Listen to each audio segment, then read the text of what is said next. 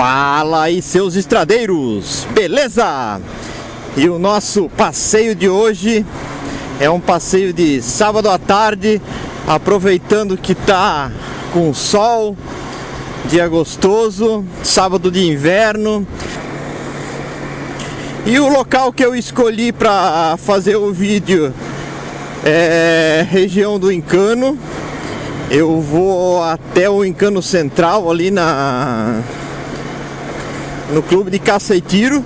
Vou começar de lá e vou descendo o rio mostrando para vocês alguma coisa com imagem aérea, alguma coisa com imagem mais terrestre. Vou ver como é que eu vou fazer. Esse é o meu primeiro projeto. Eu já tenho um vídeo no canal mostrando o Encano Baixo. Então, bora lá, bora rodar, vamos ver como é que vai ficar esse projeto aí. Espero que vocês gostem, espero que vocês curtam vídeos dessa maneira. Vai ficar bem legal, bora lá!